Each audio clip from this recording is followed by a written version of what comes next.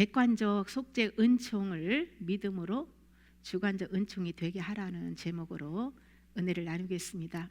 이번 주에 다른 주제의 말씀을 준비하려고 성경을 체크하다가 영 감동이 없어서 주님께 여쭈었는데 레위기 16장 말씀을 전하라는 감동을 주셔서 다시 준비를 했습니다. 십자가 복음이 마지막 시대를 사는 성도들에게 꼭 필요하기 때문이 아닌가 싶습니다. 하나님께서 이스라엘 백성들에게 1년에 한 번 7월 10일 날 대속죄 제사를 영원히 지킬 규례라고 말씀을 하셨는데요. 레위기 16장에 나오는 대속죄 제사는 예수님이 십자가상에서 이뤄놓으신 속죄 제사에 대한 모형입니다. 모형을 알면 실제를 이해하고 깨닫는데 큰 도움이 되겠지요. 하나님께서 예수님을 통한 구원 계획은 창세 전에 이미 완벽하게 계획하시고 정하신 그대로 완전하게 이루셨습니다. 속죄 제사를 드리는 대제사장 아론은 중보자이신 예수님을 예표하는데요. 아론도 아담의 피가 흐르는 흠이 있는 인간이므로 자기와 집안을 위해서 먼저 속죄 제사를 드리는 절차를 밟습니다. 그리고 아론이 먼저 물로 몸을 씻고 나서 모시로 지어진 거룩한 세마포, 속옷, 속바지, 띠, 관, 그러니까 세마포로 이제 다 이렇게 온몸을 무장을 하지요. 속죄 제물로는 순염소 2마리와 번제물로는 순양 1마리를 준비합니다. 회막문 여호와 앞에 두었던 그 2마리의 그 염소 중에서 여호와를 위하여 이제 2마리를 가지고 제비를 뽑는데 여호와를 위하여 제비를 뽑은 그 염소의 그 목에는 붉은 줄로 이렇게 두르고요. 그리고 아사셀을 위하여 이렇게 제비 뽑은 그 염소의 뿔에 붉은 줄로 이렇게 딱 묶어가지고 이렇게 딱 구분을 해놓습니다. 아론은 향로를 가져다가 제단 위에 피운 불을 담고 곱게 간 향기로운 향을 채워서 휘장 안으로 들어가서 그 앞에 여호와 앞에 분향하여서 향연으로 증거기에 우리 속죄소를 이렇게 다 이렇게 가리게 합니다. 그 다음에 여호와를 위하여 제비 뽑은 염소를 잡아서 그 피를 가지고 휘장 안에 들어가서 손가락으로 속죄소 동쪽에 뿌리고 속죄소 앞에 7번을 뿌립니다. 속죄소 동쪽은 속죄소 정면 위쪽을 가리키는데요. 속죄소 즉 법궤 정면 위에 피를 뿌리고 또 속죄소 앞에 7번 피 뿌리는 것은 하나님의 백성들이 지은 자범죄와 그 원죄가 하나님의 공의의 피로서 사함을 받았다는 것을 의미합니다. 아론은 염소의 피를 성막들에 있는 그 번제단 내 귀퉁이 뿔들에 바르고 그 위에 7번 뿌려서 부정해서 제단을 성결하게 합니다. 이것은 영혼뿐만 아니라 육체까지도 속죄의 피로 죄사함 받는 것을 의미하는데요. 속죄 피로 죄사함을 받은 영혼 몸이 거룩하고 성결하게 되어야만 예수님이 재림하실 때 부활의 신령한 몸을 입게 됩니다. 속죄의 피로 영혼 몸에 뿌린 원죄와 그 자범죄를 용서해 주시는 이유는 아들의 형상으로 재창조한 그 교회를 예수님의 신부로 만들어주기 위함이죠. 아론은 아사셀을 위한 염소의 머리 안수에서 이스라엘 자손의 모든 불의와 범한 모든 죄를 다 자백해서 아뢰고 난 다음에 그 죄를 아사셀에게 딱 전가를 하는 거예요. 그리고 광야로 보냅니다. 유대인의 경전인 탈무드 미시나에는 염소가 광야의 바위에 거꾸로 떨어져서 처참하게 죽은 모습으로 묘사되어 있습니다. 아사셀은 선악과를 유혹하여 죄를 지게 한 사단을 상징합니다. 하나님께서 죄의 싹슨 사망이라고 선언하셨죠. 흙과 같은 존재인 인간은 선악과로 뱀의 먹이가 되어서 매일 고통스럽게 살다가 지옥 형벌을 받아야 할 운명에 처했는데 예수님이 대신 그 죗값을 지불해 주시고 구원해 주셨다는 것이죠. 우리를 죄에서 구원해 주실 분은 오직 예수 그리스도밖에 없습니다. 베드로는 사도행전 4장 12절에 다른 이로서는 구원을 받을 수 없나니 천하 사람 중에서 구원을 받을 만한 다른 이름을 우리에게 주신 이 없음이라고 증언합니다. 그러므로 다른 종교에 구원이 있다라는 거짓말, 다원주의 이런 것들에 속지 말아야 됩니다. 예수님이 지옥 형벌을 대신 당하심으로 해서 우리의 모든 죄를 아사셀에게 전가해 주셨습니다. 그러므로 죄에 넘어졌을 경우는 즉시 그 죄를 자백하고 보혈로 씻고 주님 손에 그 죄를 내려놓아야 돼요. 여기서 알아야 할 것은 처음에 말씀에 빛이 임하지 않아서 죄를 모르고 짓고 살다가 그 죄를 깨닫고 자백했을 때는 주님의 은혜로 가볍게 용서를 받습니다. 그런데 죄를 알면서도 상습적으로 계속 죄를 짓거나 성령님께서 양심의 가책을 주고 회개하라는 사인을 주는데도 고집스럽게 자기 마음대로 살게 되면 징계가 따른다는 거예요. 징계를 받으면서 그러면서 회개를 해야만 용서를 받을 수 있는 것이죠. 하나님께서 예수님을 죽여서까지 우리 죄를 사하시고 죽은 영을 살리고 구원해 주셨는데도 불구하고 믿음으로 살지 않고 계속 죄를 짓고 살면 그 죄에 대해서는 하나님께서 징계하신다는 거죠. 이때 사단은 합법적으로 들어와서 사로잡지만은 예수님의 보혈을 의지해서 진심으로 회개하고 돌이키면 사단은 쫓겨나가게 됩니다. 죄로 흠이 있는 우리는 중보자 예수님 안으로 들어가지 않으면 하나님께 직접 나아갈 수가 없습니다. 그래서 예수님의 이름으로 우리는 하나님 앞에 나아가고 죄도 회개해서 용서받고 또 하나님의 은혜로 죄도 버리고 하나님과 화평할 수가 있는 것이죠.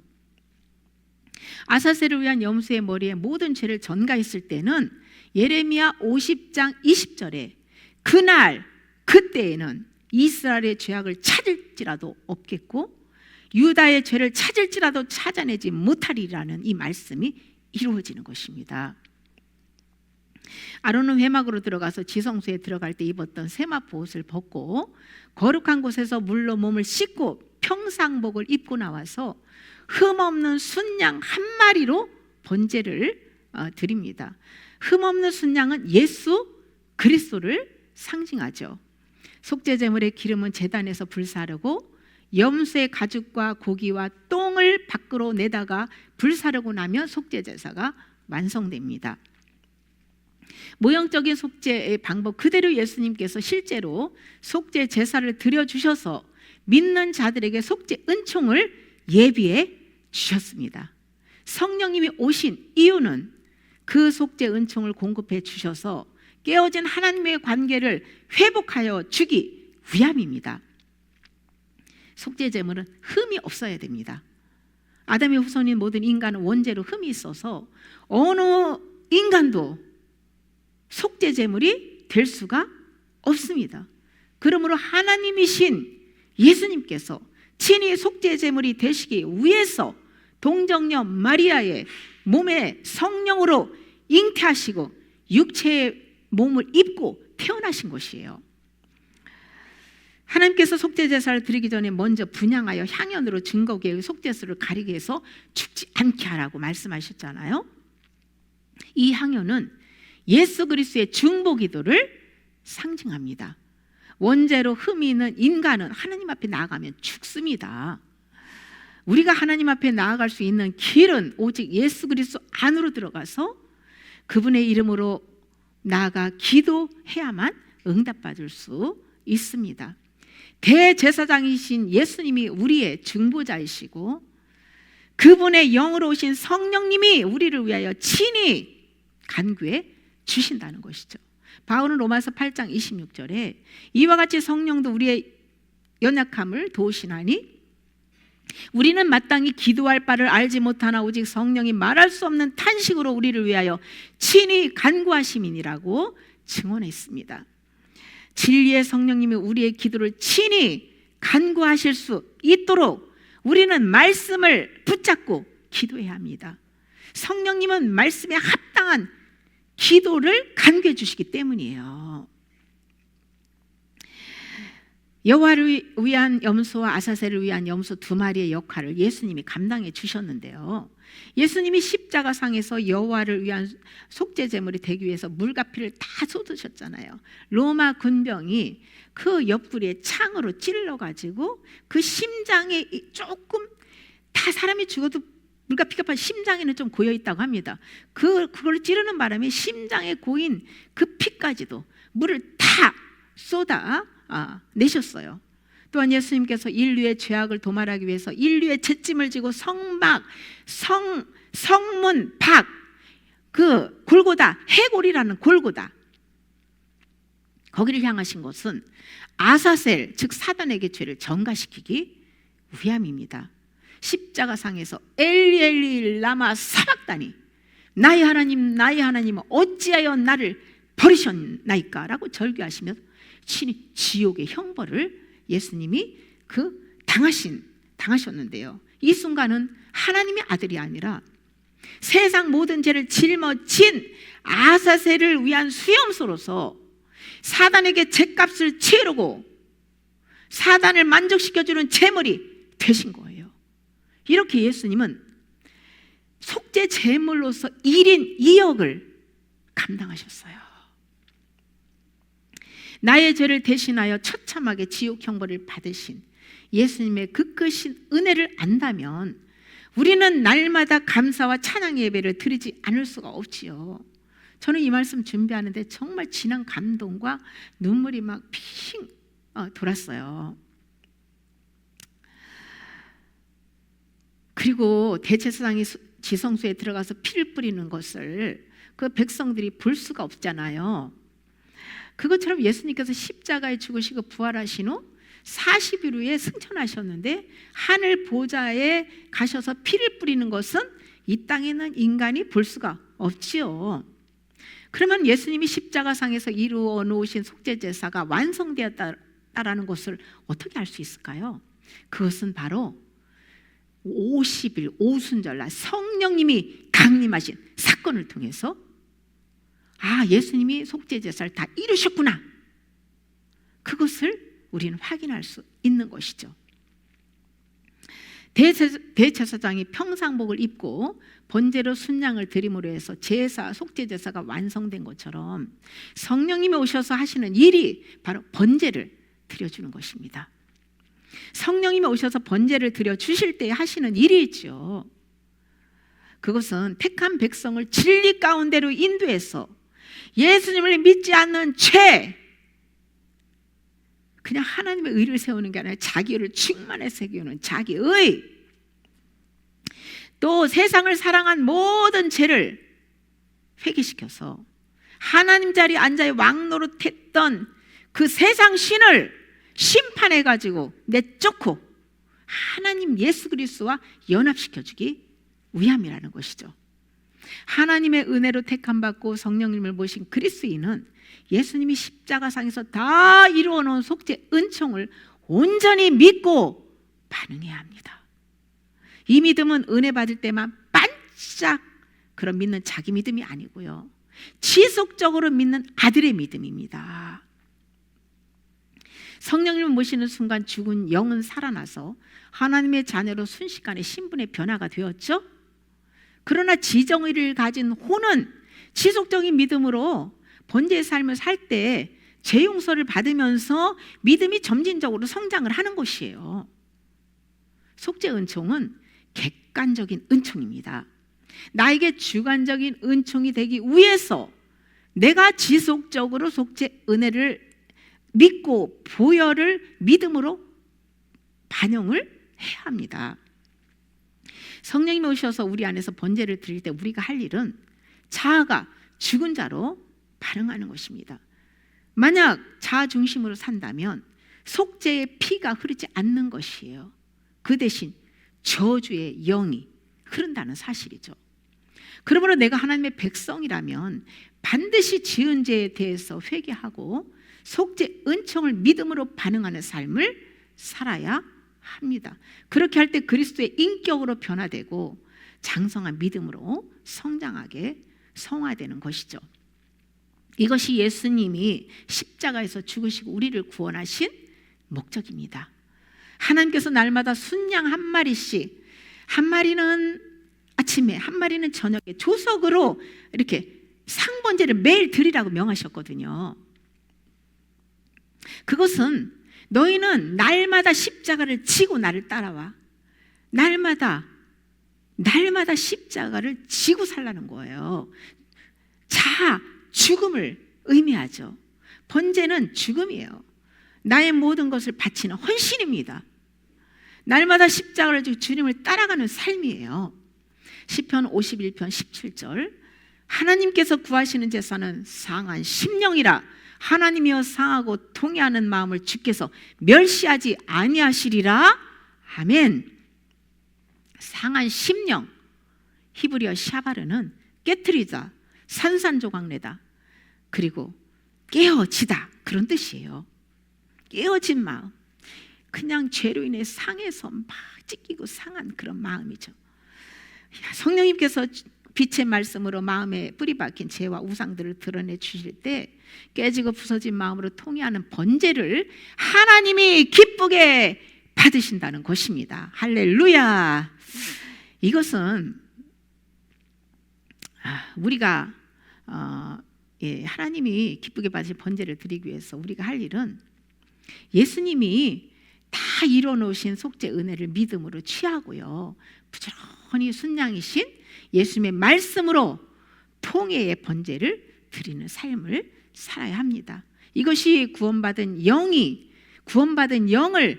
광야로 인도해서 혼의 구원을 이루기 위해서 하나님께서 요구하시는 상번제예요.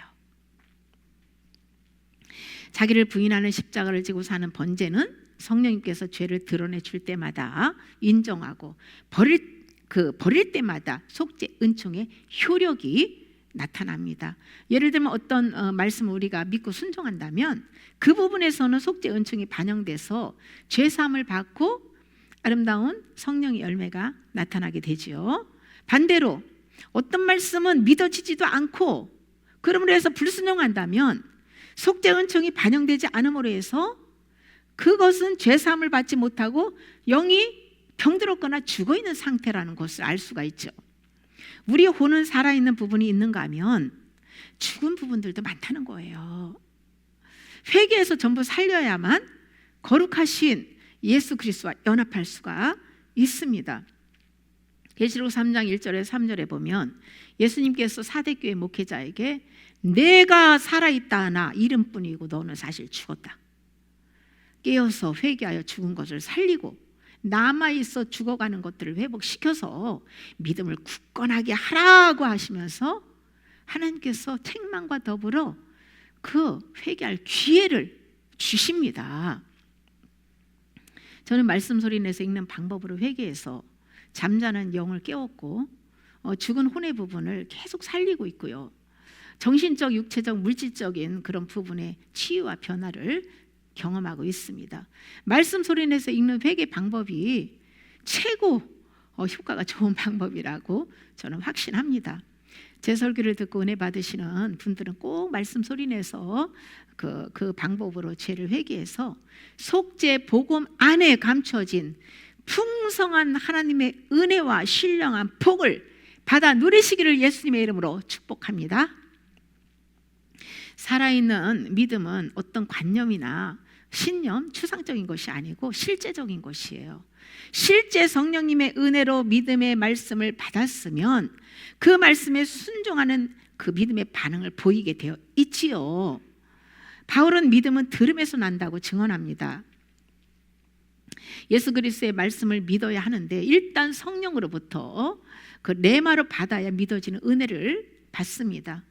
매일 영의 양식인 말씀을 소리내서 충분히 먹고 성령님께 가르침을 받고 본질을 마음에 새길 때에 그 말씀이 그리스도께로 인도하는 능력이 된다는 것이죠.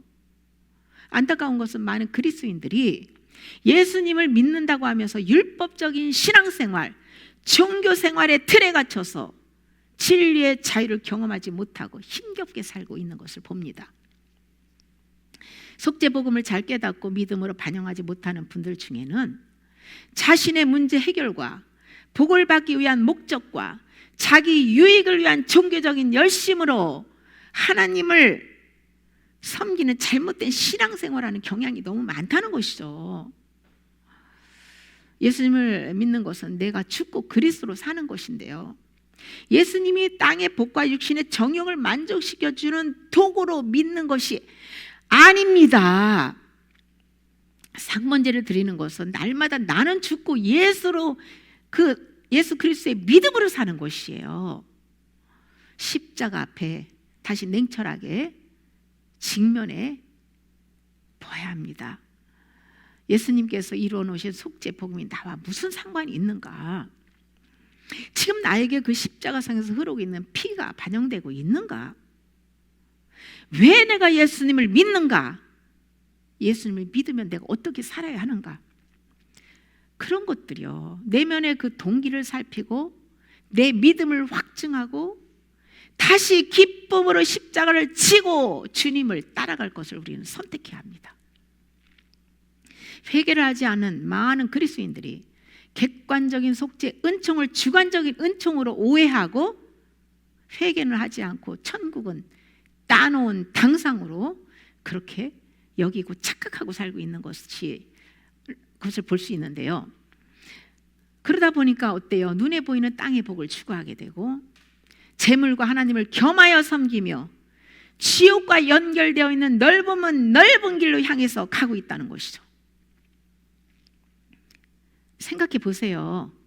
십자가상에서 다 이루어놓은 속죄 은총이 주관적인 은총이라면 성령님이 오셨을 때에 죄 문제는 완전히 해결받아야 됩니다. 끝났어야 돼요. 더 이상 죄를 짓지 않아야 되고 회개할 필요가 없는 것이죠. 그런데 예수님을 믿고 성령님을 모셨는데도 불구하고 실제 영만 살아났을 뿐이지 혼과 육은 전혀 변화되지 않은 상태로 살잖아요. 성령님이 오셨을 때부터 다 이루어놓은 속죄 은총을 믿고 신앙생활을 하라는 것이죠. 눈에 보이지 않고 손에 잡히지 않아도 믿고 반응하면 성령님께서 속죄 은총을 공급해 주시고 신령한 복을 주시겠다고 약속하셨고요, 그 보증으로 성령을 보내주신 거예요. 예수님이 예비하신 속죄 은총을 믿고 나의 것으로 취할 때 비로소 그 효력을 발휘해서 죄사함의 은혜를 받고 변화의 열매가 나타나는 것입니다. 혼의 구원은 하루아침에 이루어지는 것은 아니에요. 광야 40년의 연단을 받아가면서 모든 죄를 회개하고 하나님의 말씀으로 온전히 세워져야 구원이 완성되는 것이죠. 속죄 은총이 나에게 반영되기 위해서 가장 중요한 믿음의 반응은 혼과 육의 뿌리 박힌 선악과를 버리는 것입니다. 모든 탐심을 버리라고 예수님이 말씀하신 것처럼 이 내 안에 가득 차 있는 그 탐심을 버리는 회개를 하는 것이에요. 이것이 없이는 죄사함의 은혜를 받을 수가 없습니다. 모든 정신질환이 왜 옵니까? 육체의 질병, 혼의 죄를 육체로 드러내 주시는 거죠. 깨달으라고, 회개하라고. 중부적인 희생도 있기는 해요. 물질의 어려움들, 다 네가 물질을 얼마나 탐했는지 그것을 통해서 탐욕을 회개하라고 어려움을 주시는 거 아니겠어요? 전부 그런 것들이 그 연결된 뿌리는요, 탐욕이요. 깊이 탐욕 뿌리 내린 깊이 세상 신 사단이 그 속에서 계속 밥을 먹고 사는 겁니다. 사단의 밥을 주지 않아야 사단을 세상 신을 심판하고 쫓아내지 않겠어요?